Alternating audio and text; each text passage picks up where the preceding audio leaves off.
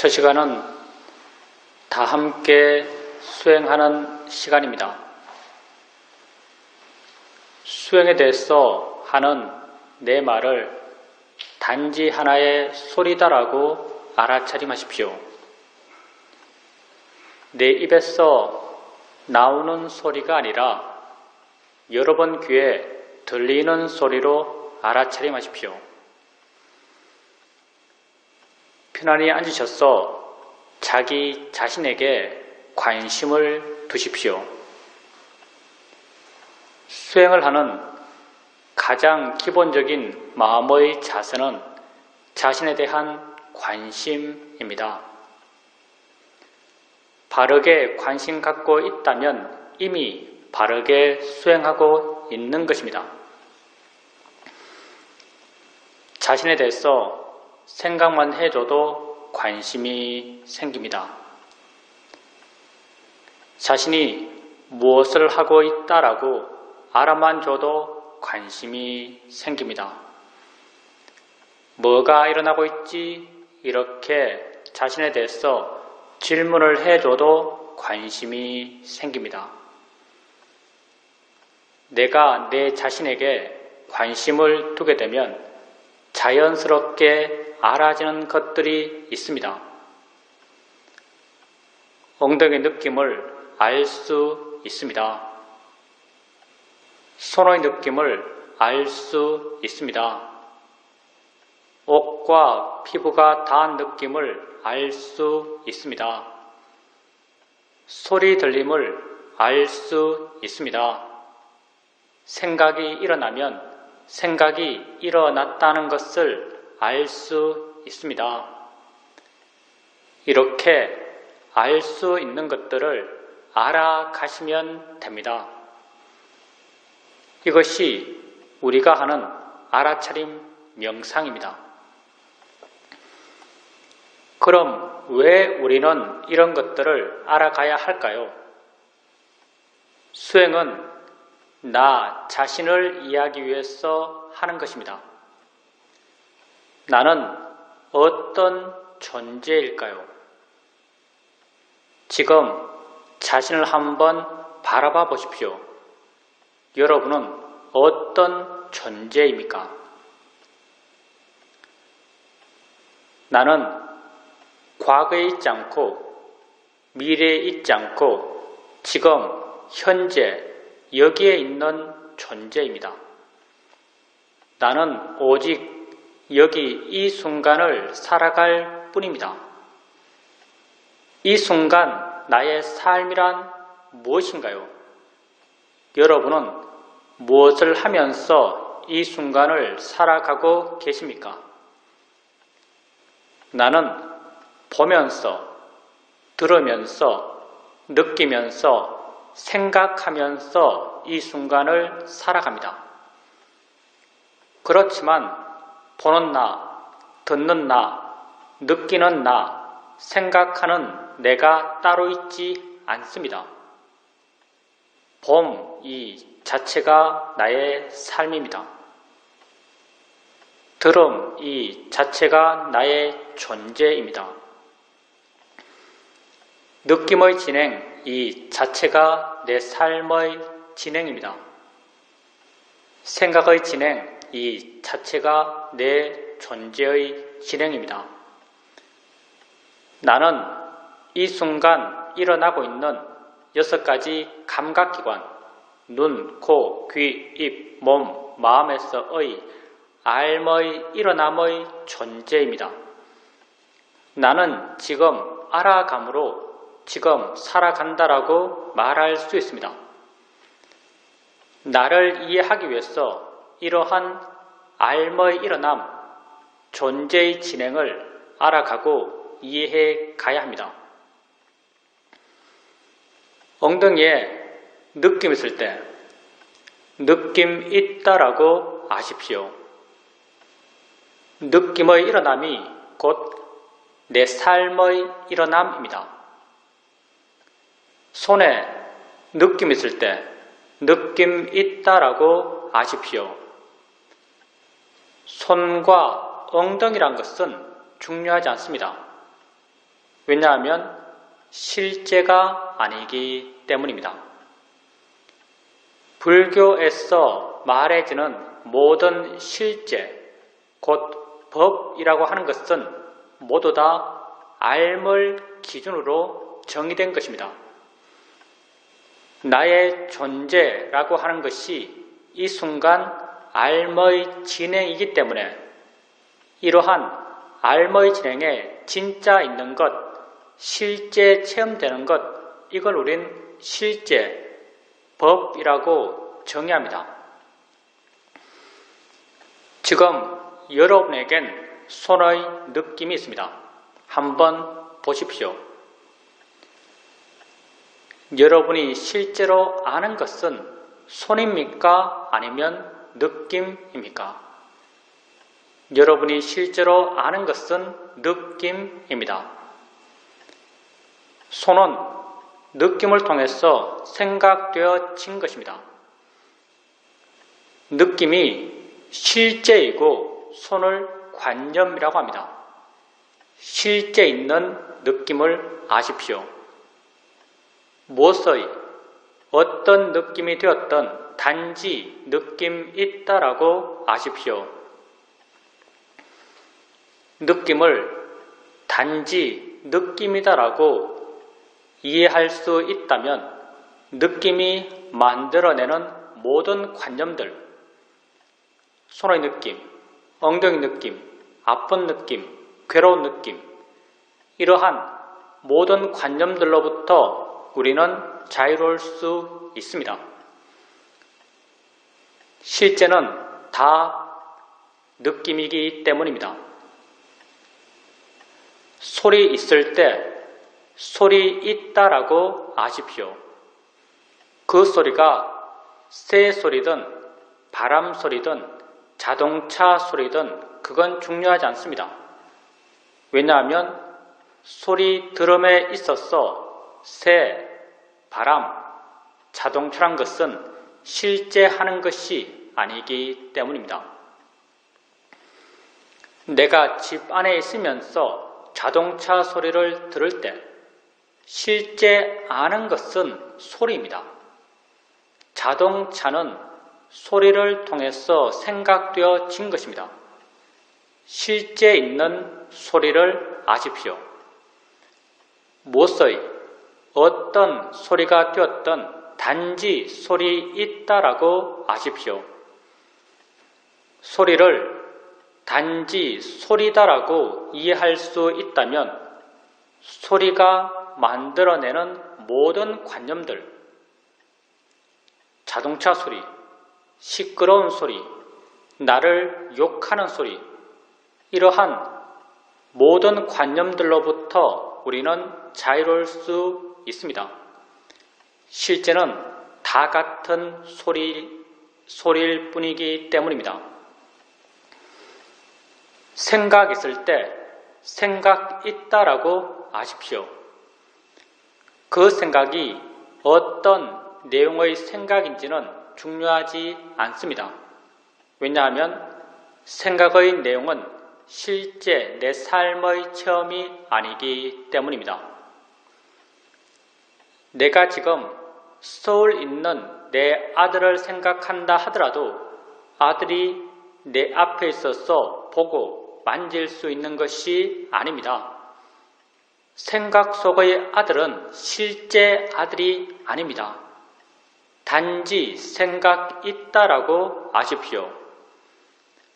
생각을 단지 생각이다라고 통찰할 수 있다면 생각이 만들어내는 모든 생각의 내용들로부터 우리는 자유로울 수 있습니다.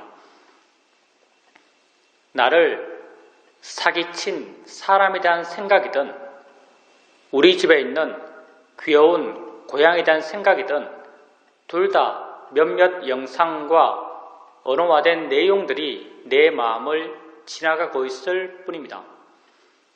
그 어떤 생각도 실제의 물리력을 갖고 있지 않습니다.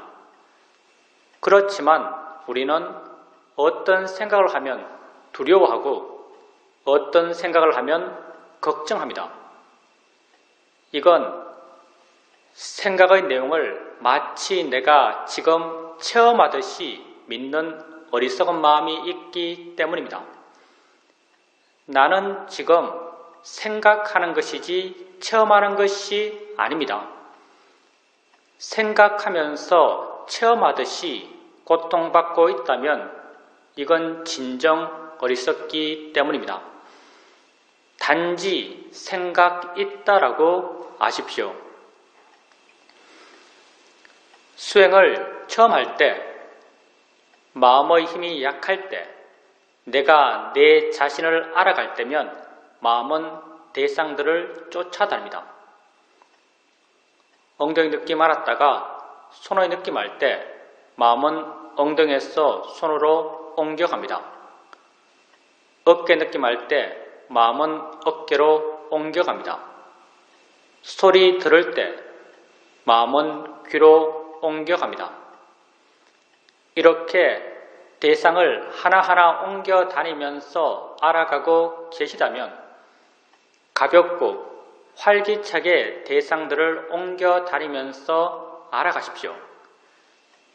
이렇게 하나하나의 대상을 알아갈 때 어느 한 대상을 자세하게 보려고 하지 마십시오. 대상을 자세하게 보는 것, 힘 주어서 보는 것, 그것만 보는 것, 이런 것은 우리 수행에 전혀 맞지 않습니다. 대상을 가볍게 아십시오. 그것이 있다라고 가볍게 인지해 주는 정도면 충분합니다. 있다라고 마음속으로 생각해 줄 필요도 없습니다. 알아지고 있기만 하면 됩니다. 이렇게 가볍게 있다라고 알게 되면 수행하는 마음이 가볍습니다. 다른 대상이 쉽게 드러납니다. 드러난 다른 대상으로 마음을 옮겨 주십시오.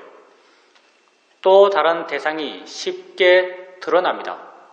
또 다른 대상으로 마음을 옮겨 주십시오. 이렇게 가볍게 알아차림하고 쉽게 대상을 바꿔가면서 알아차림해 가십시오.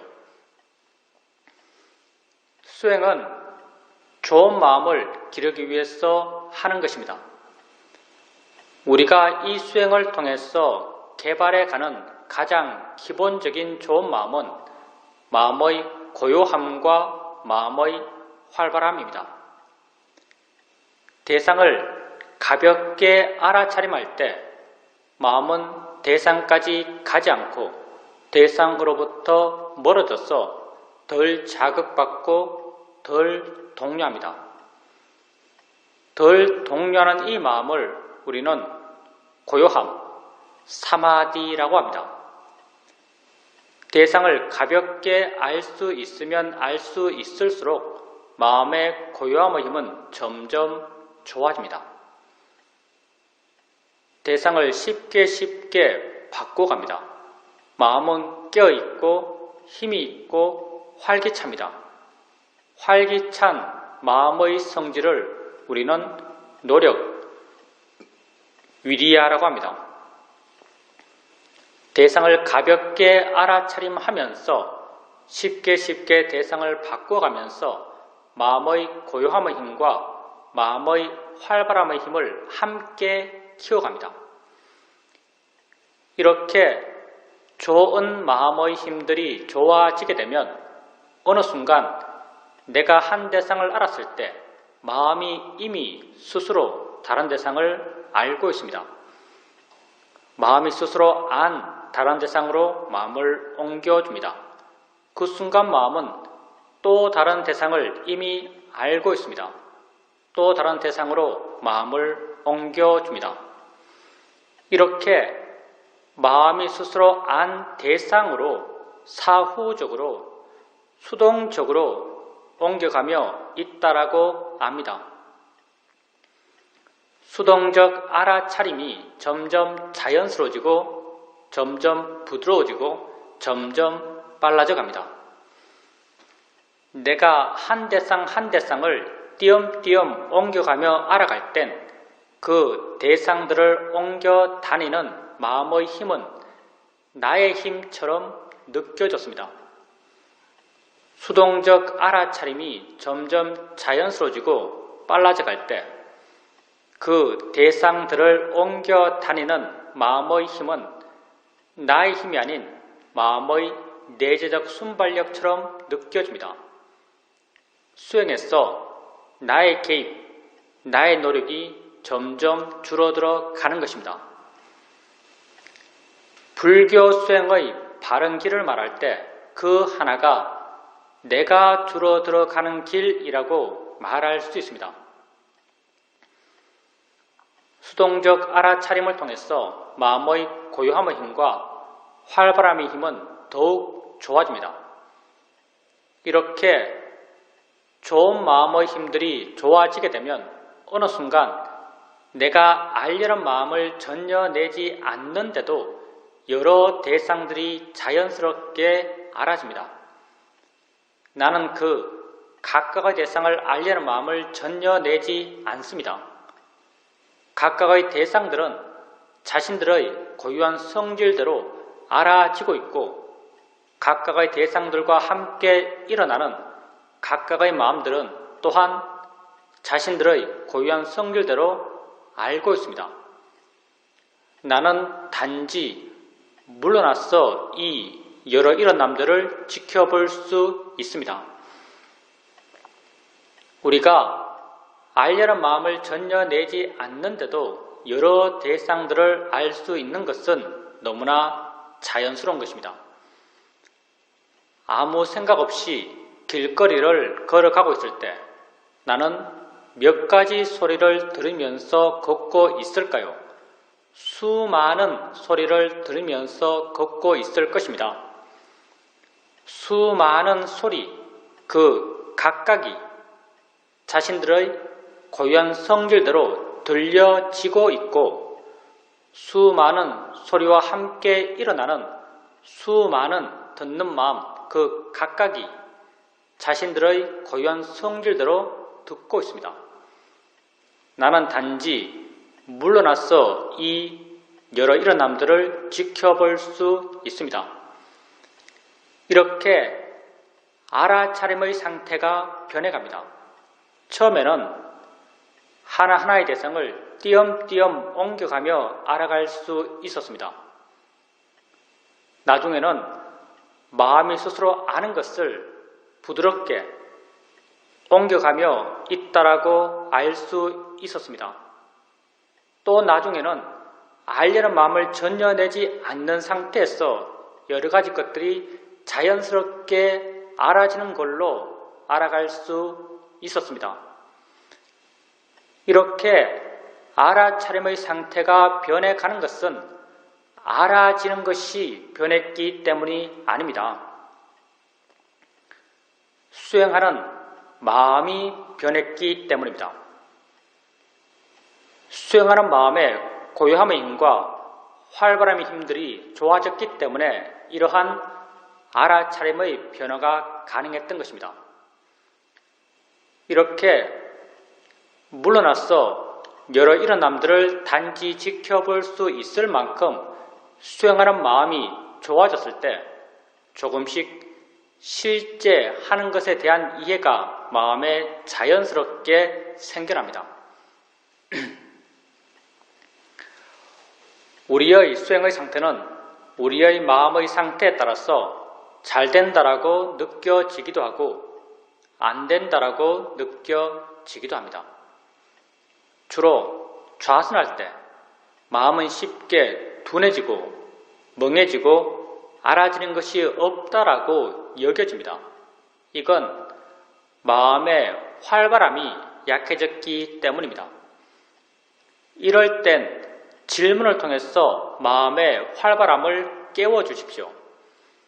뭐가 일어나고 있지? 라고 한번 물어보십시오. 순간 마음이 좀 넓어진 듯 느껴지고 밝아진 듯 느껴지면서 알지 못했던 뭔가가 드러날 것입니다. 이렇게 드러나는 것을 알아가면서 수행해 가십시오. 질문을 해도 마음이 깨어나지 않는다면 일어나서 걸으십시오. 자신에게 관심을 갖고 보통의 속도로 걸어가십시오. 걷게 되면 몸이 활발해지고 몸이 활발해지면 마음 또한 활발해집니다. 걸을 때 마음이 활발하기 때문에 알 수 있는 것들이 쉽게 드러납니다. 이렇게 드러나는 알 수 있는 것들을 알아가면서 수행해 가십시오. 우리 수행에서 앉아서 하는 수행과 걸으면서 하는 수행의 수행적 비중은 50대 50입니다. 어떤 땐 마음이 아주 활기찹니다. 이 대상, 저 대상을 활기차게 알아가고 있습니다. 이렇게 마음이 활기차게 대상들을 알아가고 있을 때 가끔 한 번씩 알겠다는 생각을 멈추어 보십시오. 가만히 한번 있어 보십시오. 내가 알겠다는 생각을 멈춰도 알미 멈춰지지 않는다라는 것을 발견하실 것입니다. 내가 알려 하지 않아도 마음은 여전히 알고 있습니다. 왜 그럴까요? 내가 알아왔던 것이 아니기 때문입니다. 원래 마음이 조건되어서 스스로 알아왔던 것이기 때문에 내가 알려 하지 않아도 알면 멈춰지질 않습니다. 내가 알려 하지 않는데도 알아질 땐 하나의 대상만이 알아지는 것이 아니라 여러 대상들이 자연스럽게 알아집니다. 나는 단지 물러나서 이 여러 일어남들을 지켜볼 수 있습니다. 이렇게 물러나서 여러 일어남들을 지켜볼 수 있고 마음의 힘이 좀 좋다라고 여겨질 때 알아지는 것을 알면서 스스로 아는가라고 한번 물어보십시오. 마음의 힘이 좋을 때 알아지는 것을 알면서 아는가라고 묻게 되면 안다는 것이 마음에 이해됩니다. 아는군이란 내적 수긍의 느낌이 생겨납니다. 안다고 알면 마음을 아는 것입니다. 마음은 어느 곳에 고정적으로 있어서 있다고 말하지 않습니다. 마음은 작용하기 때문에 있다고 말하고 일어나기 때문에 있다고 말합니다. 마음을 안다는 것은 그렇게 작용한다라고 이해하는 것입니다. 작용 그 자체가 마음입니다. 작용한다라고 이해하면 마음을 이해한 것입니다. 아는가라고 물었을 때 아는군이란 내적 수긍이 생겨난다면 마음의 아는 작용을 이해한 것입니다.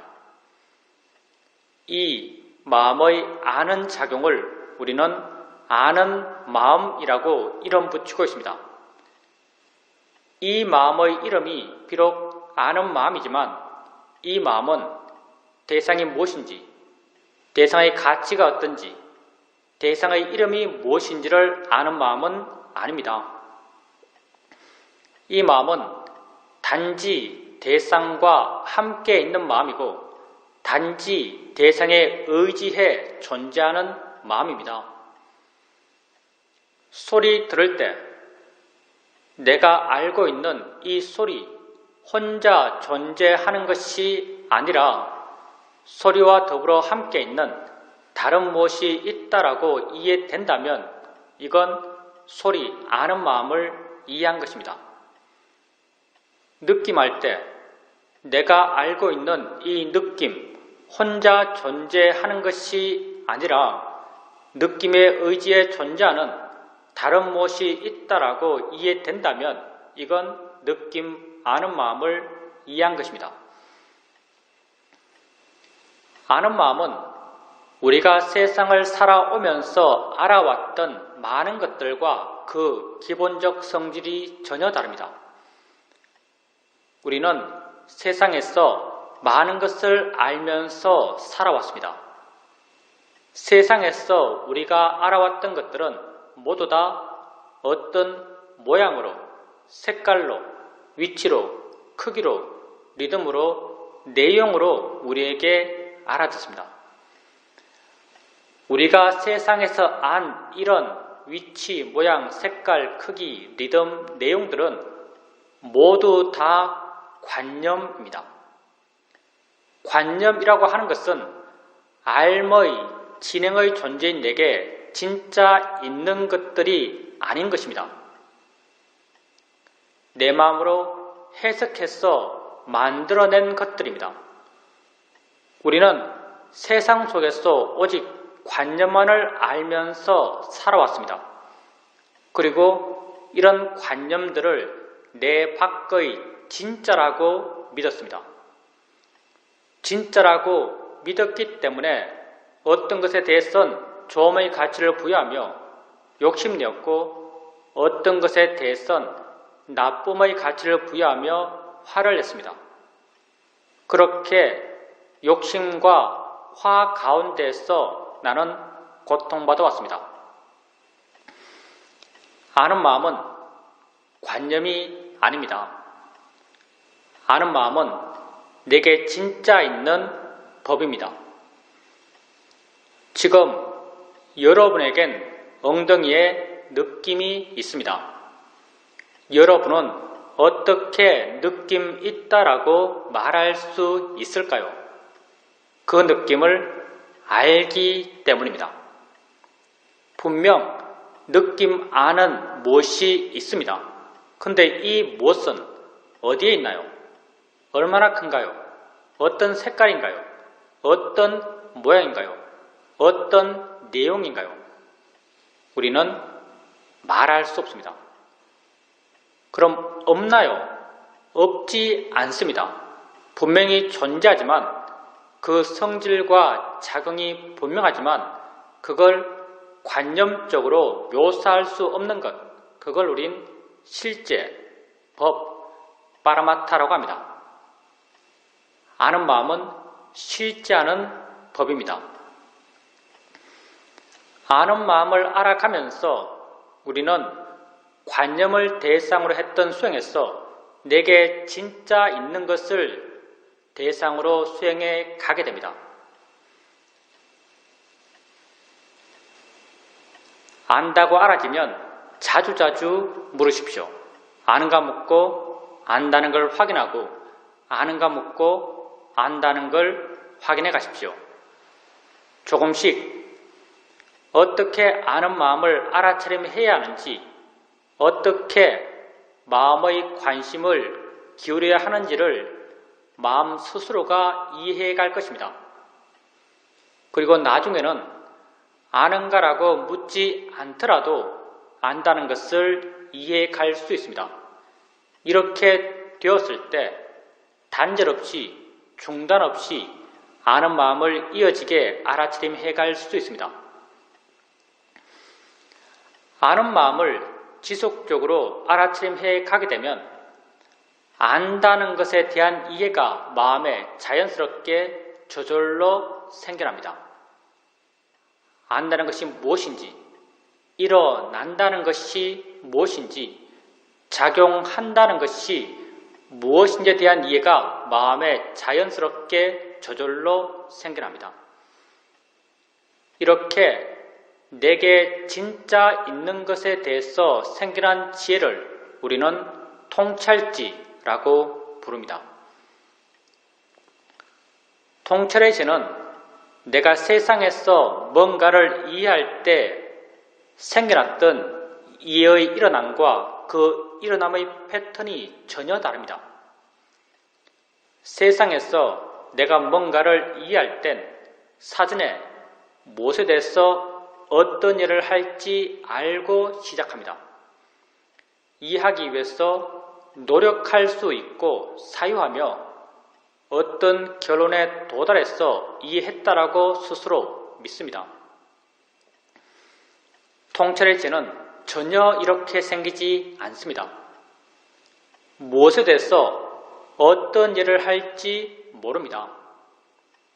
이해하기 위해서 노력할 수 없습니다.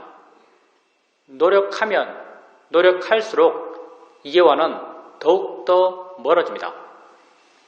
많은 경우 이해도 이해한 걸 모를 수 있습니다. 왜냐하면 통찰의 지혜는 마음이기 때문입니다. 마음은 내 것이 아닙니다.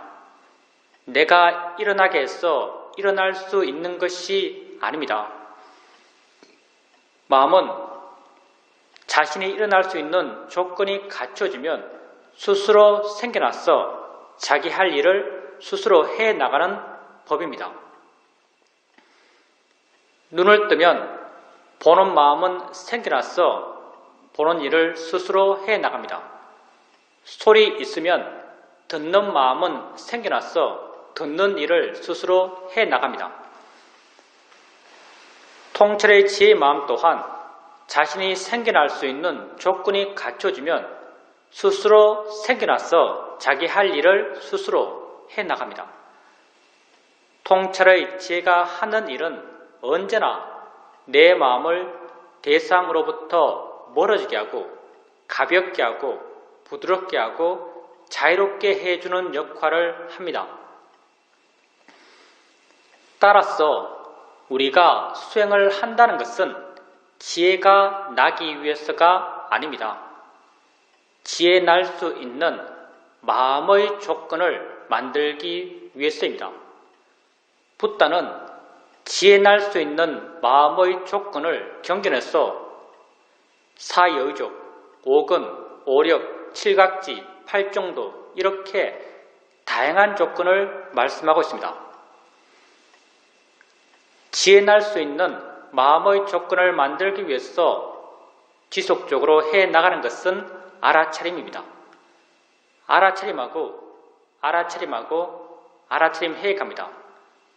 바른 알아차림의 마음의 힘이 점점 좋아져 갑니다. 바른 알아차림의 마음의 힘이 좋아지게 되면 마음은 점점 알아차려지는 대상으로부터 멀어집니다. 대상으로부터 덜 자극받고 덜 동요합니다. 덜 동요하는 이 마음을 우리는 고요함, 사마디라고 합니다.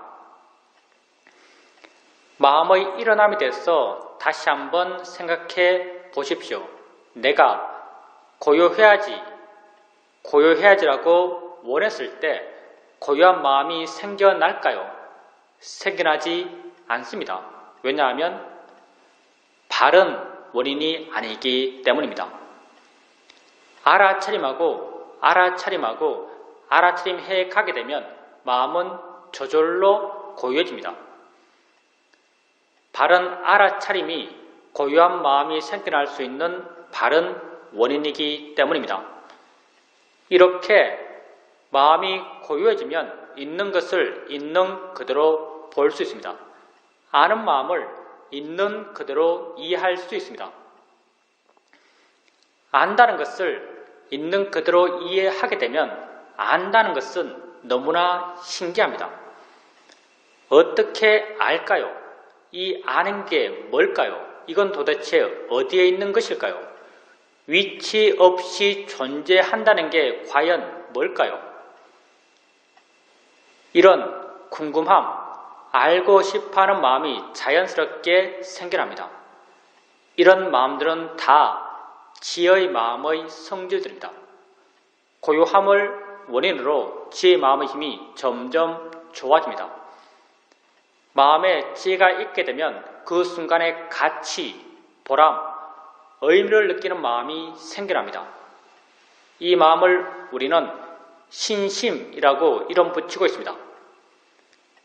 마음에 신심이 있게 되면 하고자 하는 마음의 에너지가 강해집니다. 이 마음을 우리는 노력이라고 이름 붙이고 있습니다. 노력의 마음의 힘이 좋아지면 알아차림하고자 하는 마음의 힘 또한 함께 좋아져 갑니다. 이 5가지 마음, 알아차림, 고요함, 지혜, 신심, 노력의 마음을 붓다 깨선 경전에서 오력이라고 함께 묶어 부르고 계십니다. 오력의 마음은 각자 개별적으로 따로따로 존재하는 마음들이 아닙니다. 모두 다 원인과 결과의 관계로 서로서로 묶여있는 마음들입니다.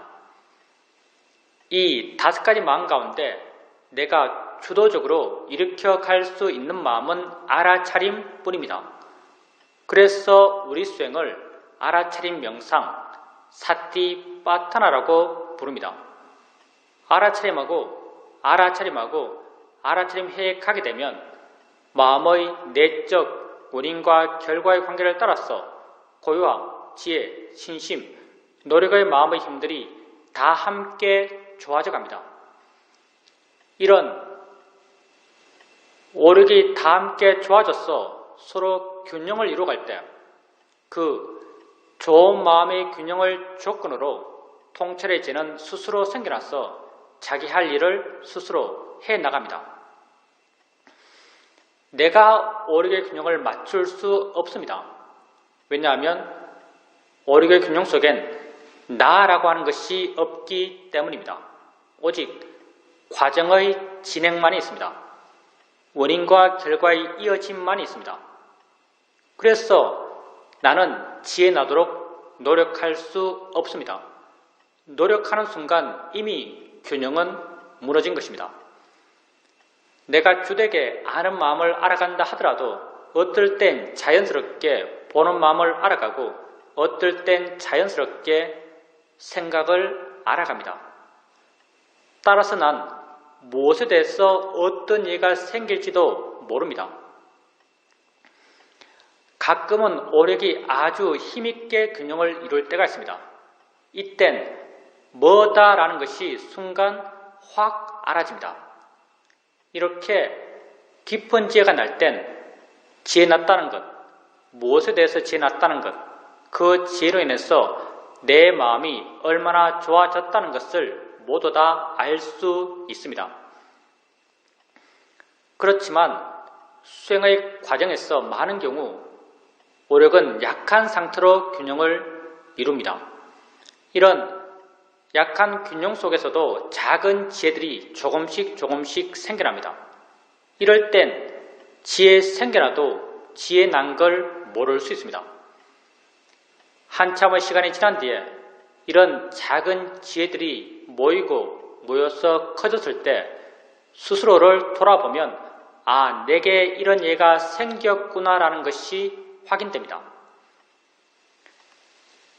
지혜 난 게 내게 알아지든 알아지지 않든 우리 모두의 마음의 조건이 그러하기 때문에 알아지는 것을 지속적으로 바르게 알아차림해 가게 되면 그것에 대한 지혜는 반드시 생겨납니다. 아는 마음을 지속적으로 알아가게 되면 안다는 것에 대한 이해는 반드시 생겨납니다.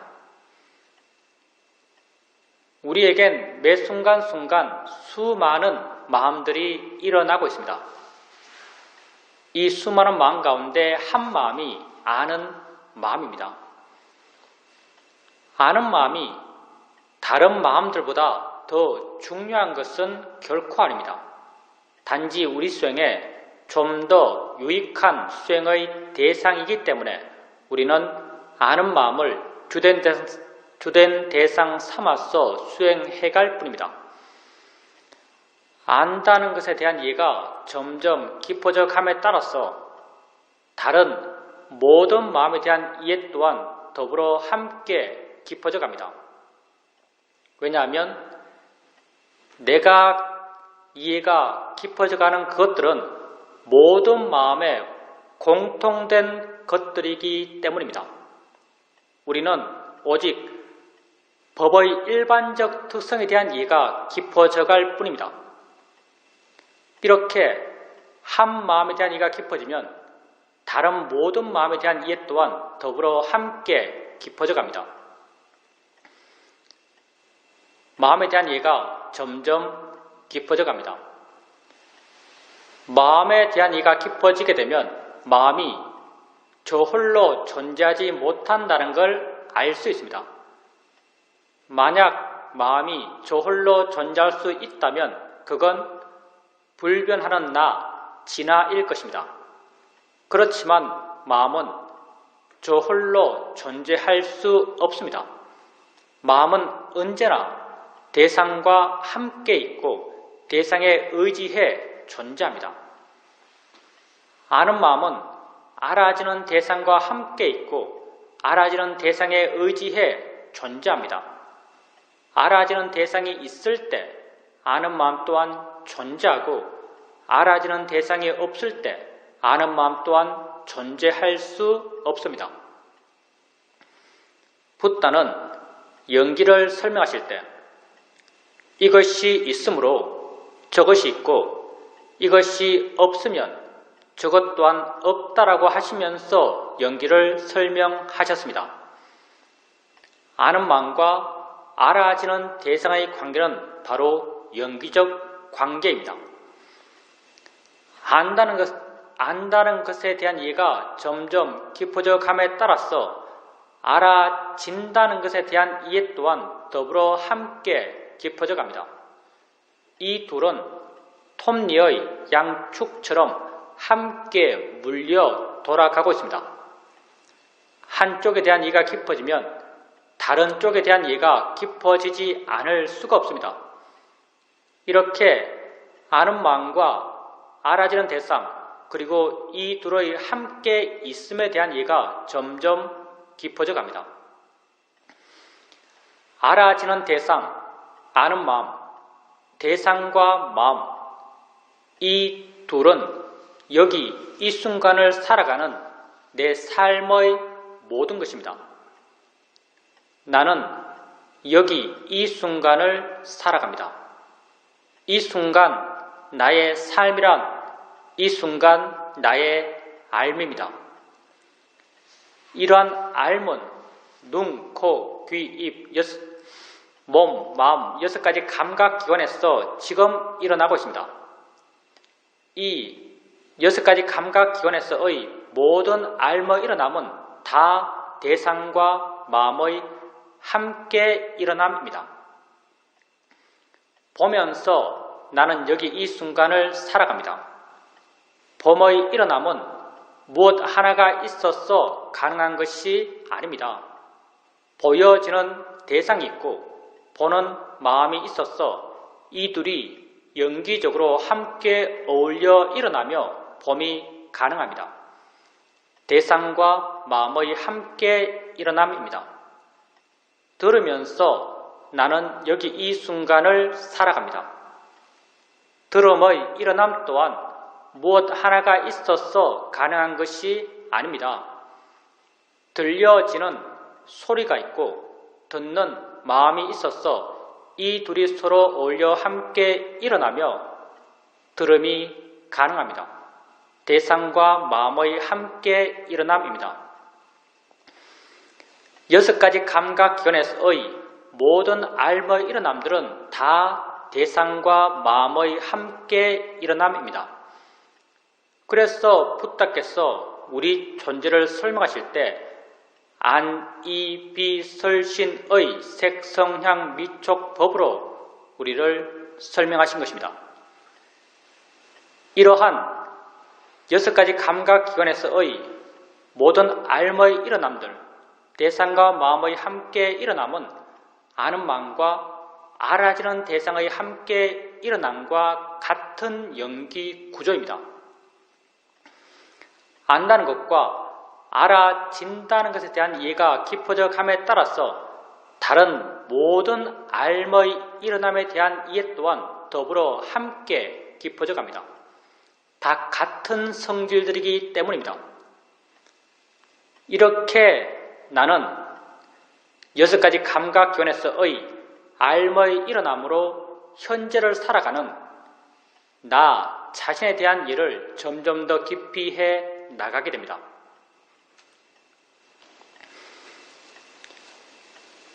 수행을 하는 데 있어서는 어떻게 수행하는것보다 더욱 중요한 것이 어떤 마음으로 수행하는가입니다. 바른 마음으로 수행하는 것이 가장 중요합니다. 모든 마음은 대상을 갖습니다. 바른 마음 또한 대상에 대한 바른 마음입니다. 수행에서 대상이란 곧 나 자신이고 나랑 곧 이 순간 일어나고 있는 6가지 감각기관에서의 알머의 일어남입니다. 이런 일어남에 대해서 바른 마음이 되기 위해서는 이 일어남에 대해서 바른 견해를 갖고 있어야 합니다. 붓다는 우리가 우리 자신에 대해서 가져야 할 바른 견해로 무상, 고, 무아를 말씀하십니다. 우리는 붓다가 제시하신 이 3가지 바른 견해 가운데 무아적 시각을 중심으로 수행해 가고자 합니다. 무아라는 말이 너무나 함축적이고 많은 오해의 가능성을 갖고 있기 때문에 우리는 무아라는 말 대신 자연의 이치다란 말을 사용합니다. 자연의 이치란 말은 무아라는 말의 내적 의미입니다. 일어나는 모든 것은 자연의 이치입니다. 조건 따라 일어난 것입니다. 일어날 수밖에 없었기 때문에 일어난 것입니다. 무아적 현상입니다. 내가 한 것이 아닙니다. 바닥에 손을 대면 느낌이 일어납니다. 느끼지 않겠다라고 하더라도 느끼지 않을 수가 없습니다. 누가 느낄까요? 느끼는 마음이 느낍니다. 닿기 전에 느끼는 마음은 있었을까요? 닿기 전에 느끼는 마음은 없었습니다. 닿는 순간 그 다음을 조건으로 느끼는 마음은 스스로 생겨나서 자기 할 일인 느끼는 작용을 스스로 해나갑니다. 나는 이러한 느낌의 일어남과 느낌의 진행을 통제할 수 없습니다. 느낌의 일어남은 자연의 이치로 일어난 것입니다. 느낌을 알아갈 때 자연의 이치 달한 바른 견해가 수행하는 마음에 있어야 합니다. 눈을 뜨면 봅니다. 보지 않을 수가 없습니다. 소리 있으면 듣습니다. 듣지 않을 수 없습니다. 우리는 내가 듣기 싫은 소리도 들어야 합니다. 왜냐하면 내가 듣는 것이 아니기 때문입니다. 자연의 이치로 일어난 것입니다. 냄새 나는 것 코 가까이 오면 냄새 납니다. 입에 맛나는 것 넣으면 맛이 납니다. 모를 수가 없습니다. 자연의 이치로 일어난 것입니다. 생각할 것이 있으면 마음은 생각합니다. 생각하지 말아야지라고 해서 생각하지 않을 수 있을까요? 우린 살아오면서 이런 경우를 종종 만납니다. 어떤 사람에게 아주 강하게 화가 났습니다. 돌아서서 홀로 되었는데도 여전히 그 사람 생각하며 화내며 괴로워하고 있습니다. 이때 우린 종종 이런 판단을 합니다. 그 사람과 이미 헤어졌고 나 혼자 있으면서 그 사람 생각하고 화내고 괴로워하는 것은 나만 손해다. 그 사람 생각 이제 그만하자. 이렇게 결심합니다.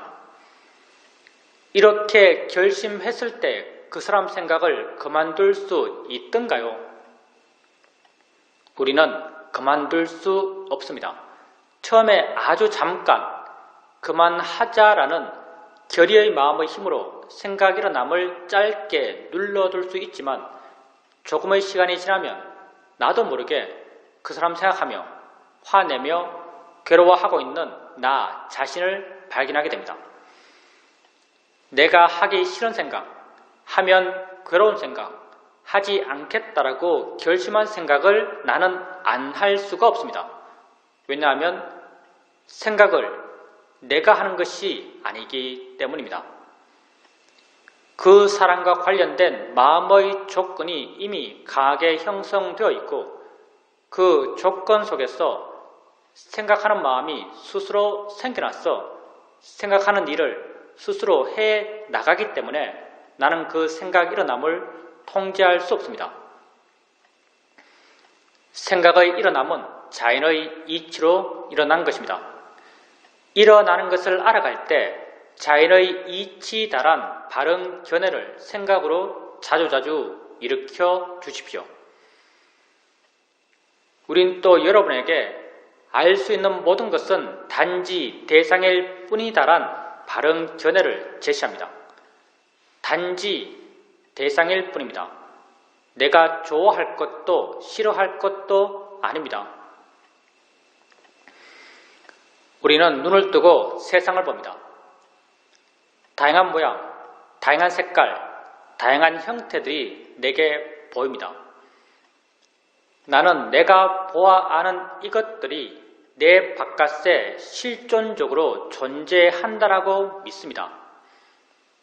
내 바깥 객관 세계를 내가 직접 보아 안다라고 믿습니다.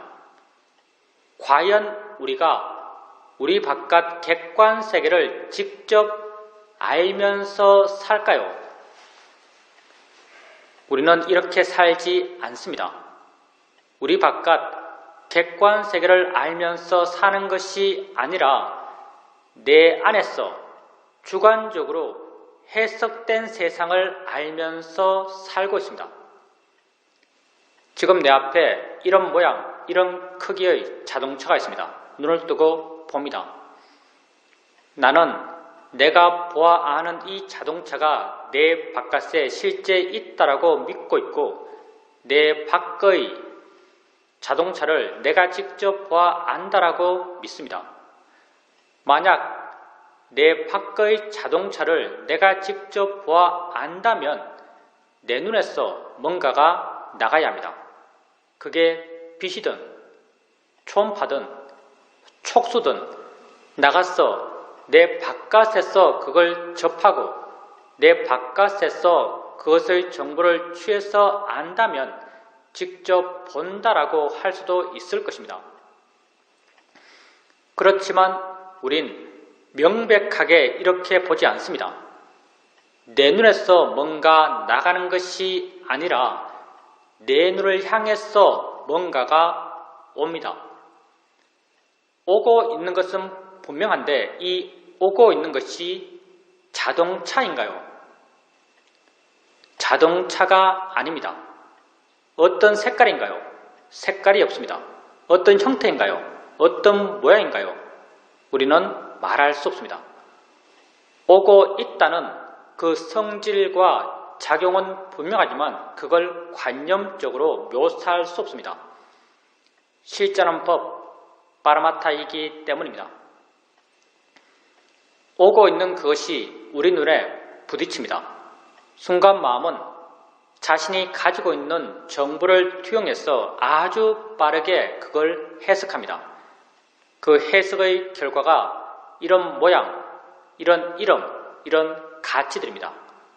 바로 내가 아는 자동차입니다. 내가 아는 자동차는 어디에 있나요? 내 바깥에 있나요? 아니면 내 마음 안에 있나요? 내 마음 안에 있습니다. 내 마음 안에 해석되어 만들어진 이 자동차에 대해서 내가 조음의 가치를 부여하며 욕심내는 게 합당할까요? 싫음의 가치를 부여하며 화를 내는 것이 합당할까요? 합당하지 않습니다. 어리석은 일입니다. 그래서 우린 이런 것들에 대해서 대상일 뿐이다란 바른 견해를 갖고 알고자 합니다. 보여지는 모든 것은 단지 대상일 뿐입니다. 들려지는 모든 소리, 모든 느낌, 모든 냄새, 모든 맛들은 단지 대상일 뿐입니다. 생각되어지는 모든 생각의 내용들은 단지 대상일 뿐입니다. 수행을 해가면서 자신에게 알아지는 것들을 알아가면서 자연의 이치다, 대상일 뿐이다란 바른 견해를 자주자주 일으켜 주십시오. 조금씩 마음 스스로가 왜 자연의 이치인지, 왜 대상인지를 이해해 갈 것입니다. 이런 이해는 지혜이고, 지혜는 생겨나면 자기 할 일을 스스로 해 나갑니다. 오래 앉아 있게 되면 다리가 아픕니다. 아프다라고 해석되는 이 느낌을 알면서 자연의 이치야, 대상일 뿐이야란 바른 견해를 일으켜줍니다. 순간 마음은 그 느낌으로부터 좀 물러난 듯 느껴지고 가벼워진 듯, 부드러워진 듯, 밝아진 듯 느껴집니다. 바른 견해의 지혜가 작용하면서 마음의 상태를 물러난 마음, 가벼운 마음, 부드러운 마음, 밝은 마음의 상태로 바꾸어 놓습니다. 이렇게 지혜로 인해서 바뀌어진 마음을 우리는 바른 마음이라고 말합니다. 마음이 바르게 되었을 때 바르게 알아차림할 수 있고 바른 이해가 생겨날 수 있습니다. 누가 우리에게 이 수행에서 가장 중요한 한 가지는 무엇입니까? 라고 묻는다면 우리는 언제나 한결같이 이 수행에서 가장 중요한 한 가지는 바른 견해다라고 말합니다. 바른 견해가 있을 때 수행하는 것이고 바른 견해가 없을 때 수행하지 않는 것입니다.